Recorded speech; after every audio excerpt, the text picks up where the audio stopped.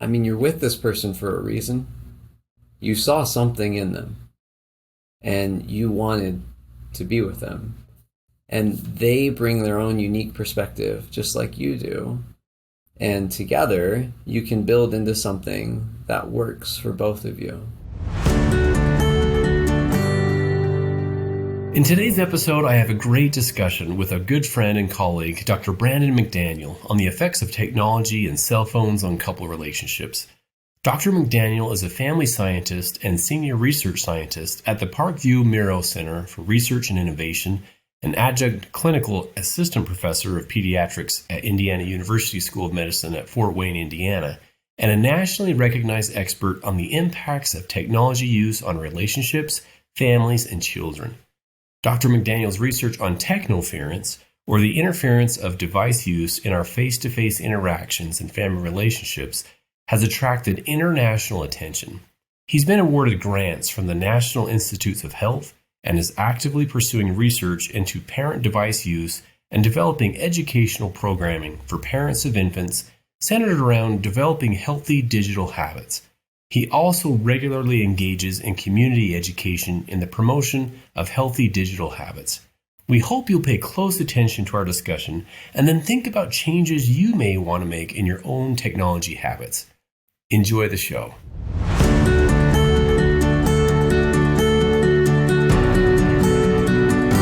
Hey friends, this is Dr. Dave here with USU Extension. Welcome to the Stronger Marriage Connection.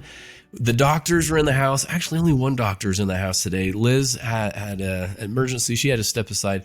So it's going to be a conversation with a great friend of mine. So I'm super excited about our guest today because he's not only a great friend and a great colleague and a great scholar, but he's going to be talking about a topic that I think is going to really resonate with all of our listeners today. So welcome to the show, Dr. Brandon McDaniel. Yeah, thank you so much for having me. Glad to be here, Dave. Yeah, we're going to have a good time. This is going to be a great discussion. So before we dive in and really talk about the topic today with technology and how it interferes with couple relationships, tell us a little bit, just set up a little bit about the word technoference, because you're the one who actually coined the term technoference. So tell us a little bit about that. How did that come to be and what got you studying this? Yeah, so I've always had an interest in how media is impacting our relationships. That started way back in my undergraduate career. I'm just this lowly undergrad, became a new dad, watched all the transitions that we had to make, saw my wife even getting on blogging and other things going on for support, and just the way that impacted her and others and people's feelings, and it sort of took me down this road of wondering, well, what is technology doing to us on a daily basis? What does that mean for our relationships? And as I continued my career, I just kept seeing it. Maybe I was a little too aware, but I saw where people were on their phone instead of looking at their kids or playing with their kids at the playground, or I noticed that everyone was looking at their phone while they crossed the street, or I looked at, that we're all together as friends and I'm the only one looking at the other people and everyone else is looking at their phone, or whatever it might be. And I just came to this realization that technology is this wonderful tool, but it also can get in the way sometimes. And so I put a couple of words together that mean that, which is we've got technology and interference. So in 2012, I put them together and made Technoference. So basically, just looking at my research in couples and parents and others, and there's that increased focus on devices that can happen. Yeah, and that isn't it ironic? I think, Brandon, how ironic that is that cell phones, this technology, one of the reasons it was created was to keep us connected, really, to keep us connected. We can look at things in real time, to connect with our loved ones, to stay in touch with them. And yet, when these are misused, it is a source of disconnection, and it creates resentment. It creates this aloneness. It can create this frustration and stress. So tell us a little bit more about Technoference and what you see, especially the research. I think we can dive into the research. You've done a lot of research on this. I've done a little bit. In fact, we've done some studies together. Do you want to set us up a little bit by some of what you've done? Yeah. So, I mean, we've started with some basic surveys of asking people how often different things were happening. Like I am on my device during times when, we're having a meal together, or my partner gets on their device when it buzzes, even if we're in the middle of a conversation, or those sorts of things. And we've found that the more that sort of stuff, that technoference was happening, the less satisfied people felt about their relationship. We also saw some links between that relationship quality and technoference, and also conflict or other feelings about their life. We've even tried to take some of that and then dive into it on a daily basis. So, because the closer we can get to people's lives as it's really lived, the more meaning that has for us. So if you look at it on a daily basis, we also saw the same kind of thing, that on days when people were experiencing it more than on days when they were not, they felt worse about their relationship on those days. They felt less happy. They felt less connected. And it wasn't just, there's some interesting differences that we see as well in terms of whether you're looking at your partner or you're looking at yourself. I think it's much easier for us to judge others than it is for us to judge ourselves, right? Oh, yeah. We want to point that finger. It's easy to see and say like, oh my gosh, my husband is like always on it and I just can't stand it. And we sometimes forget to look at ourselves.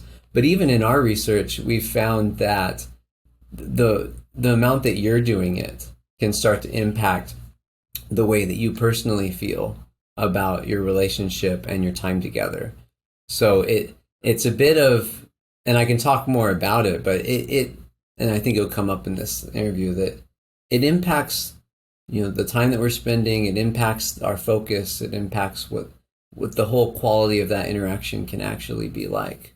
Yeah, it really can. And some of the research that I've seen, looking at the process of how that works, it at least affects two areas. And one is the conflict. Someone's on their phone, I'm trying to talk to you and look over, never mind, you're on your phone.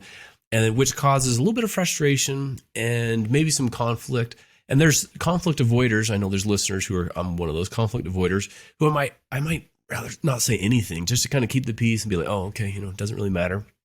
But then it might kind of fester a little bit, and there's this habit that forms, and I look over it and I'm thinking, what's going on? But maybe I keep it to myself. So this frustration that kind of builds, which then kind of leads to this resentment, which spills over into what our podcast is about, this connection, this relationship connection, this emotional connection, and even physical intimacy, that it spills over into that.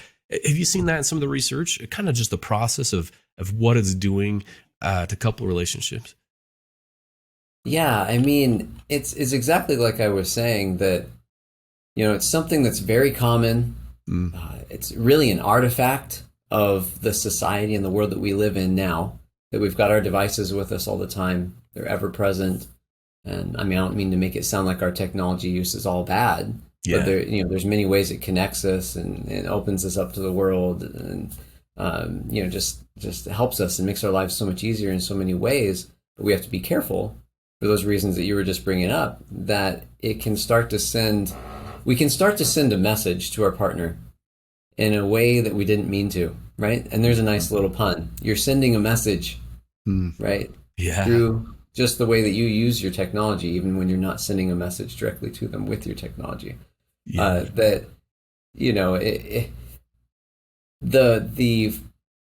If you're together but not together, so having this shared time, or what some people have called alone together time, it's not the same as having a strong focus in that moment on building your relationship. And we like to multitask. We live in a society where we do a lot of multitasking, and but we're not really built very well for it. Our brains can't really switch that easily, and it just starts to really impact the overall quality of the interaction. Yeah. So that process, though, it looks a little different for every couple. So I don't think we could sit here and be like, hey, this is going to apply to each of you. Mm. But you might be at different points.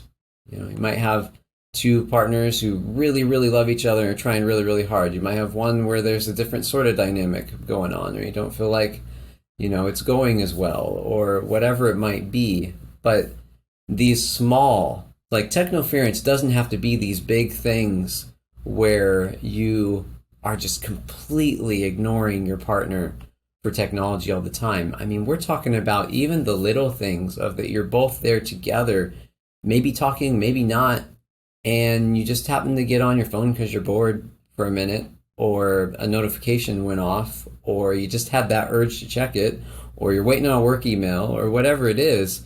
And those small little things can start to nip at the time together and kind of fragment it and change the whole perspective. And a lot of it gets back to perspective as well, and what people desire and want. And I think deep down we desire those really strong connections with each other.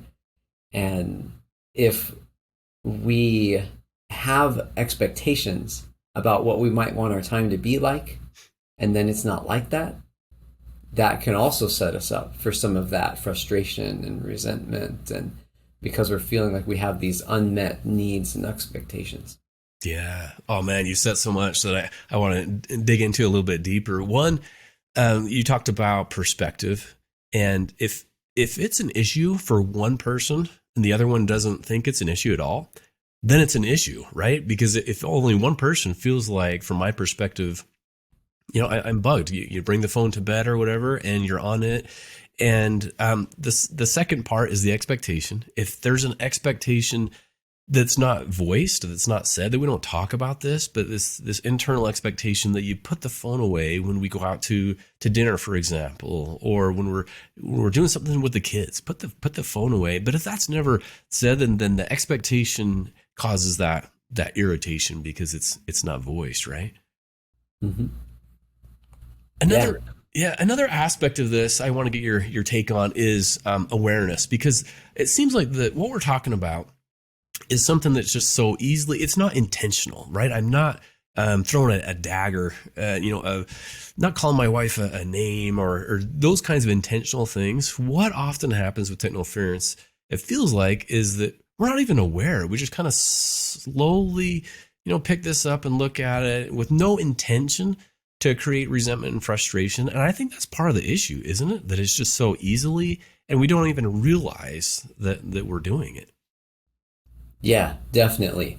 I mean, our technology use has been, well, our technology, our devices, our smartphones have been designed in such a way, there's user-centered design, right? There's all these addictive sort of principles that get used that give it a stickiness, that make us want to use it, that make us feel good sometimes when we use it, all that.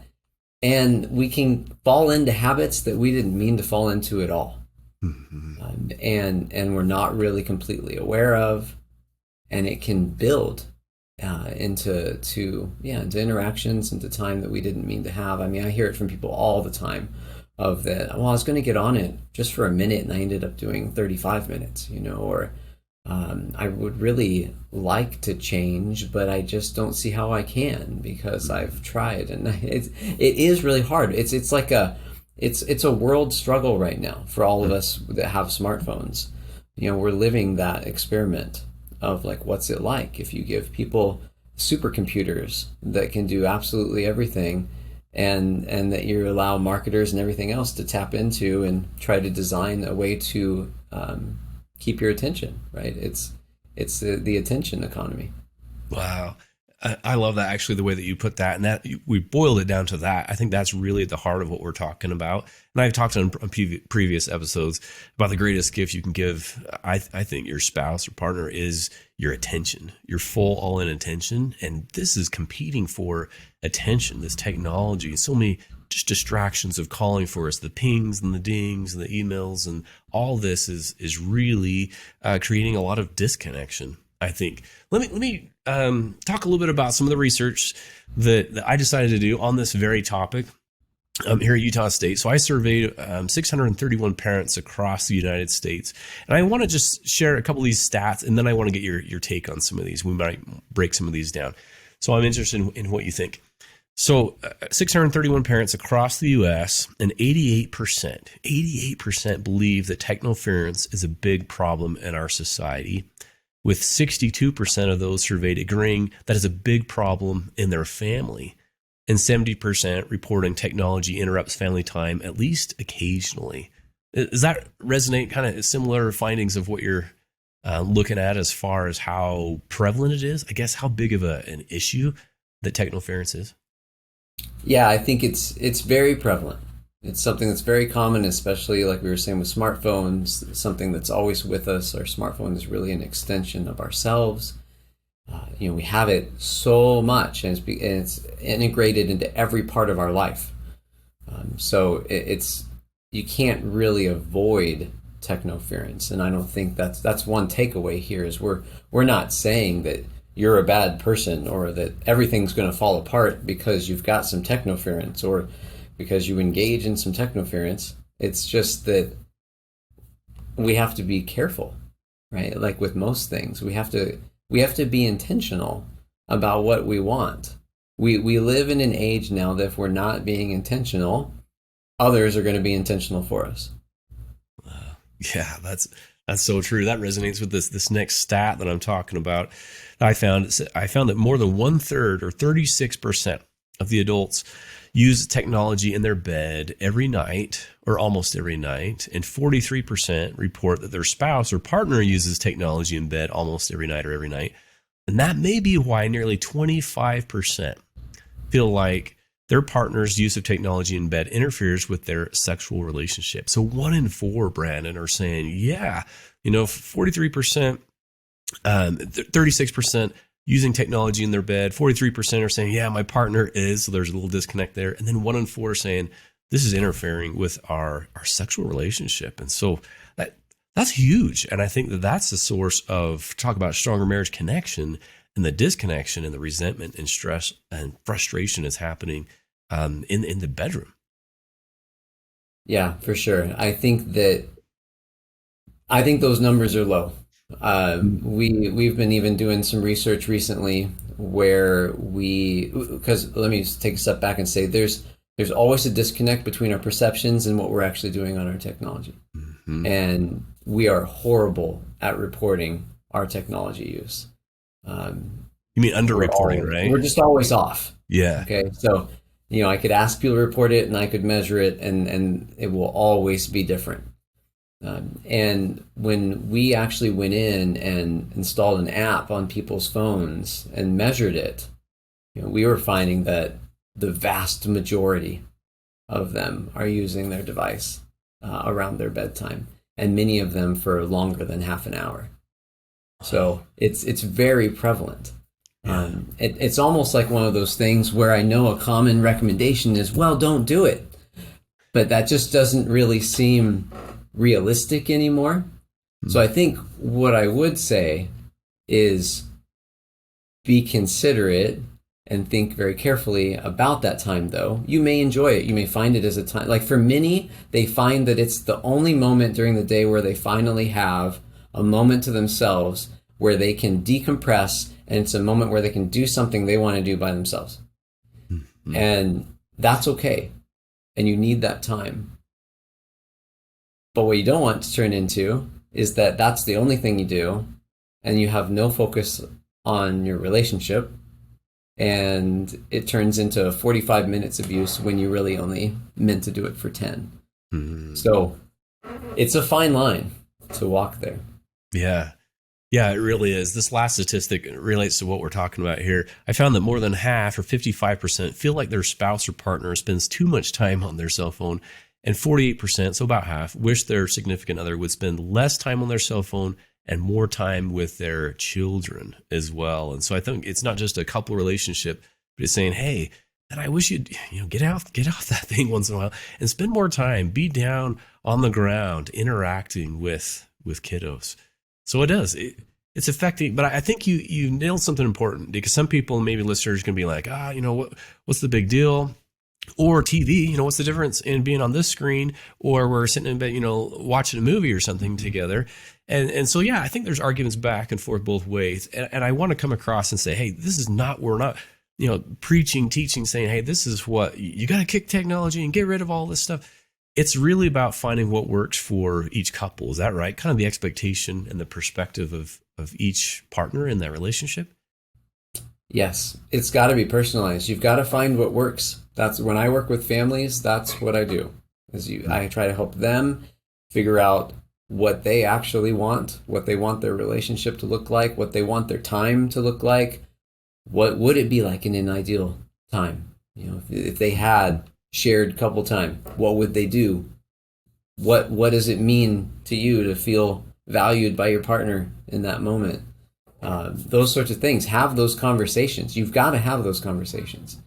And hopefully you can do it out of a place where you're coming from a place of love, that it's not what you can't and what you don't want to do is for it to turn into those accusations and the throwing things like you were saying of like, I'm throwing darts at you because I see that you're on your phone all the time and it shouldn't be like that, and text's all bad. And there's all those different perspectives on this.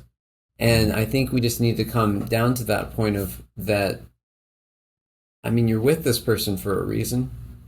You saw something in them and you wanted to be with them. And they bring their own unique perspective, just like you do.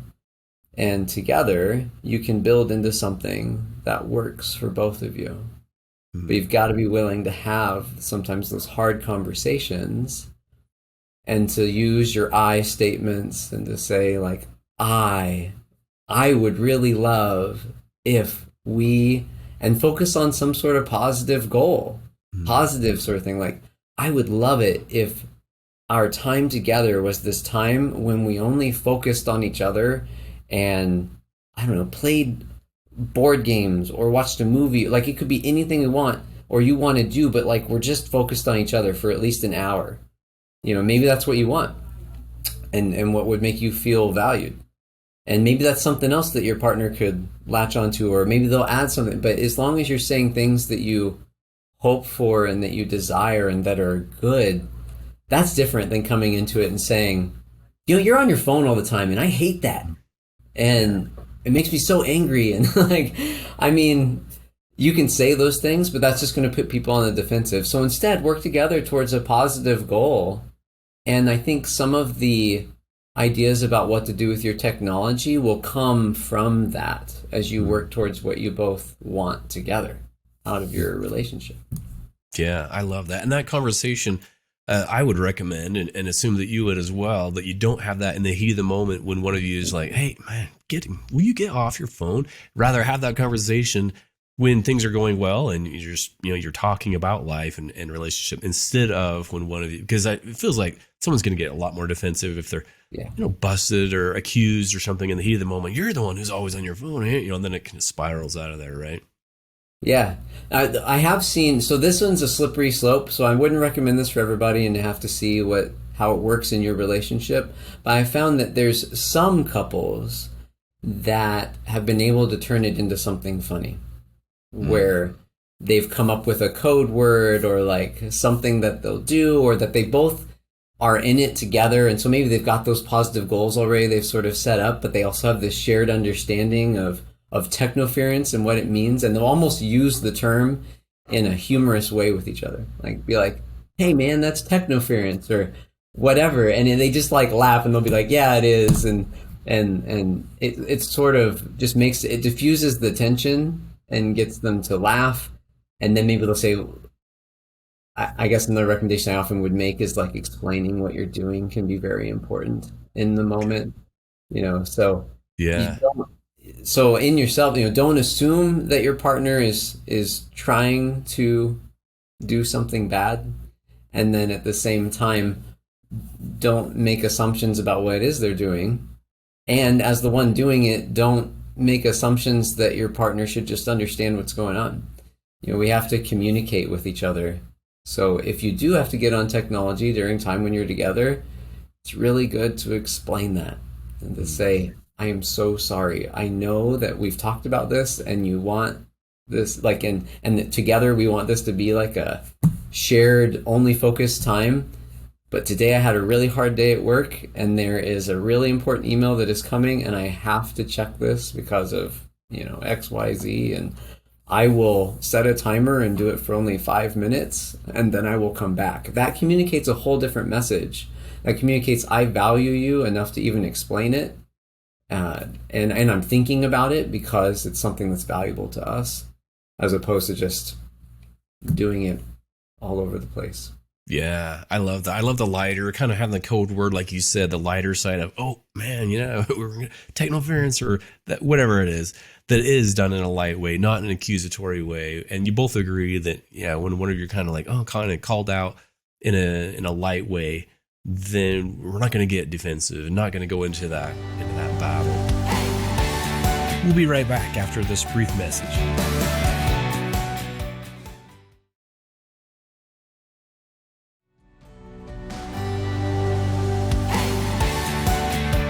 And we're back. Well, let's dive right in. Let me pick your brain a little bit about some other tips. So my wife and I will go out to eat. One of our rules that we both agreed on, and again, there are exceptions, a babysitter or something calls that we have to get on our phone. When we're out to dinner and I look around, honestly, sometimes I'll take pictures, right? Because then I show them in presentation.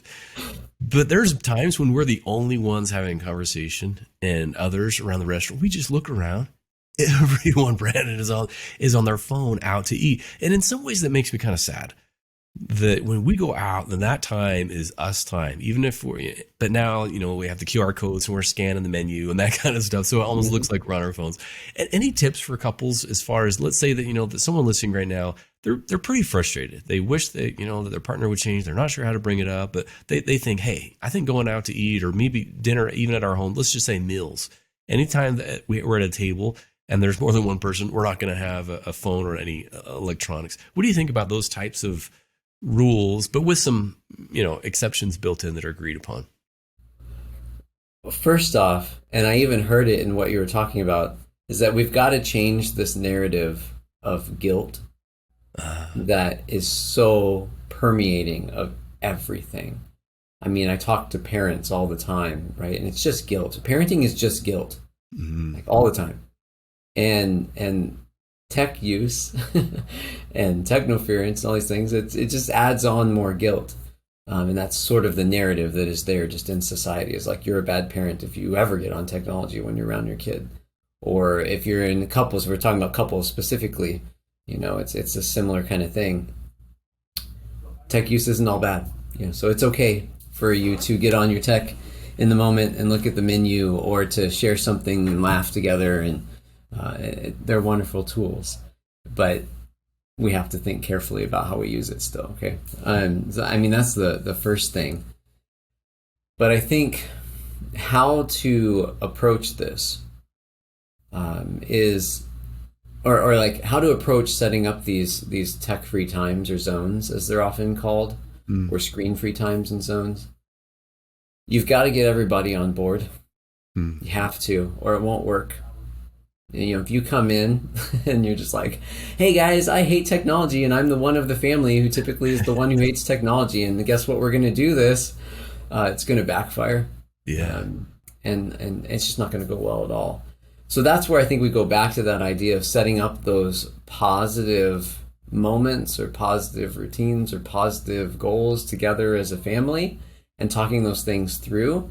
Talking through the things that they like or don't like about, like, when technology is present or not, or how it's used for good or not during these moments of when you're trying to do that or accomplish those good things or those good times, can really kind of bolster that relationship, and maybe lead to you being able to bring up that conversation of, hey, I wonder if maybe a tech-free time when we go out to eat might make it more enjoyable. Maybe it would work better. And who knows what they'll say. But if you've talked about expectations and what you want and like all that stuff together, a lot of times people are going to be much more open to saying, yeah, why don't we try that? and then you can start that process. There's just so much to it, and it's so complex, and people value their technology so much that be ready for it to be a hot issue, for it to be something that feels very personal to them.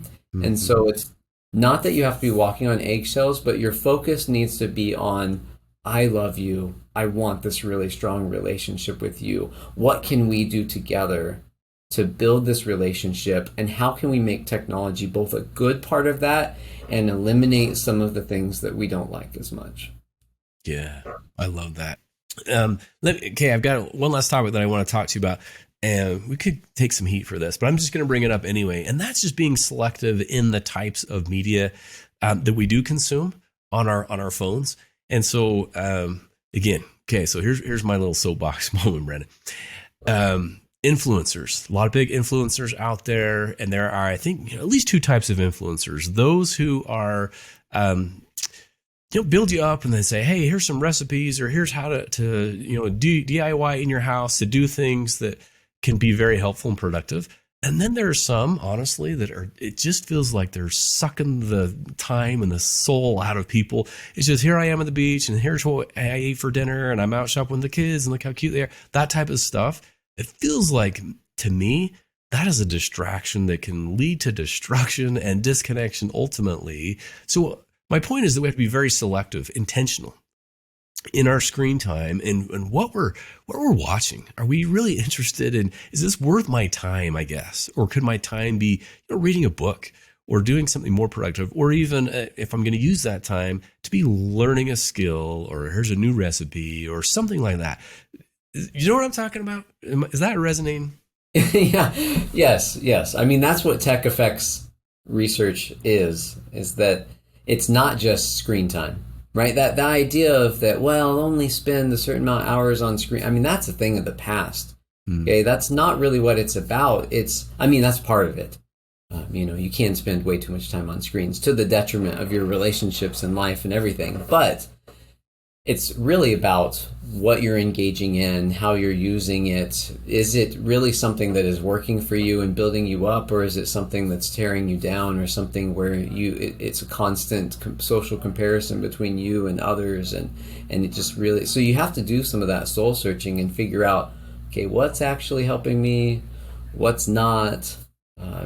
It's really important to do, especially nowadays, because we think about all those social media platforms that are out there now, and there's going to be new ones that are going to pop up every year as the old ones slowly die or get reinvented.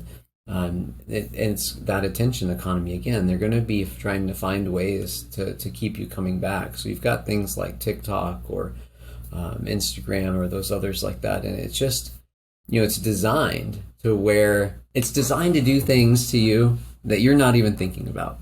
That our brains like new things. We orient to new things. And so like TikTok videos, every time you swipe, there's something new. And it might be cool. It might be something really interesting. I bet a bunch of times it turns into something that wasn't even worth your time, but you didn't know it wasn't going to be. Yeah. And it's designed in such a way that it's very hard for us to control that in ourselves.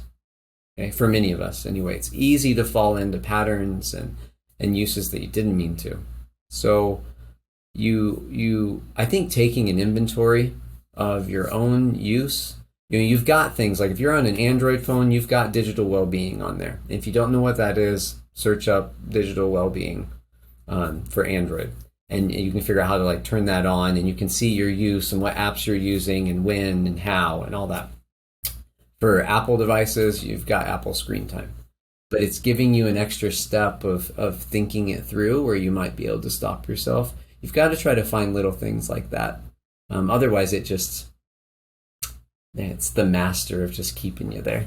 Yeah, it will. It can just kind of suck us in and keep us there. And that's really what it was designed to do. Well, Brandon, man, I sure appreciate your expertise, your time, your insights, your tips on this. I do want to plug one thing, and that's an app that I actually helped with, and it was launched not too long ago, called Raise. So Raise is an app. It's designed for parents, so parenting app.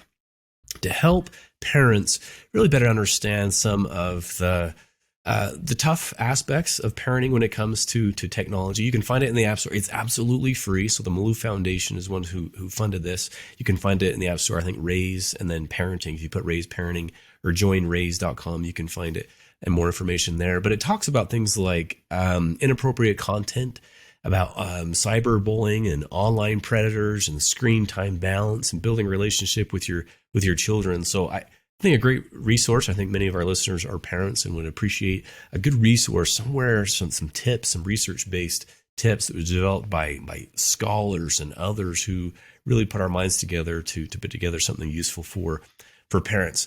Brandon, if people are interested in more of your work, where can they go to kind of find out a little bit more about you, the Technoference, the stuff that you've been doing? Yeah, so they can go to my website, which is btmcdaniel.com. So btmcdaniel.com. Or really, they could just do a Google search for Technoference in my relationship or Technoference in parenting. And I think that'll really bring up some great articles that are out there.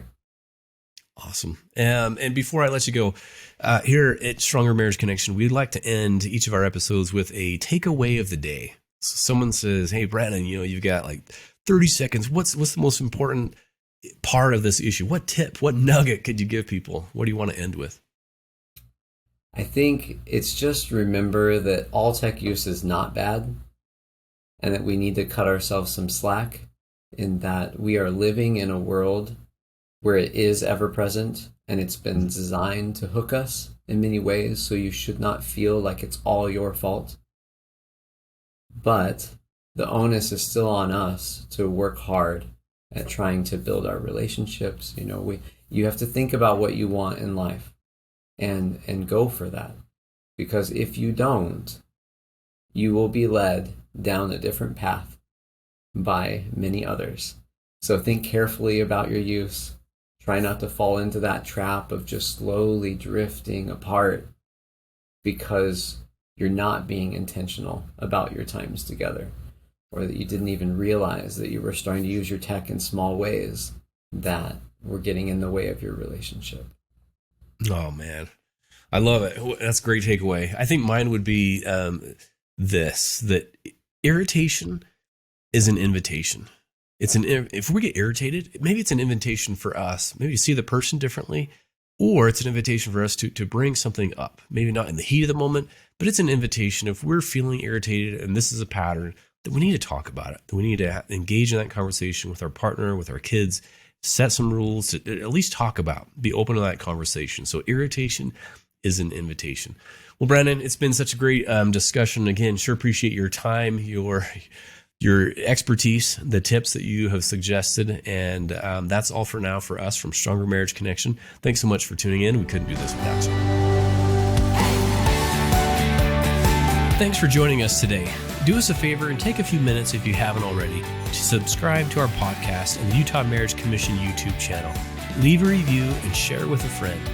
You can also follow and message us on Instagram at Stronger Marriage Life and on Facebook at Stronger Marriage. We'd love to hear from you. Tell us what topics you want us to explore or what you loved about today's episode. And don't forget to check out our website, strongermarriage.org, for show notes and more great resources from the Utah Marriage Commission for improving your relationship connection. Finally, a big thanks to Utah State University Extension, Rex Polanis, Kirsten Wilson, and the Utah Marriage Commission for producing each episode.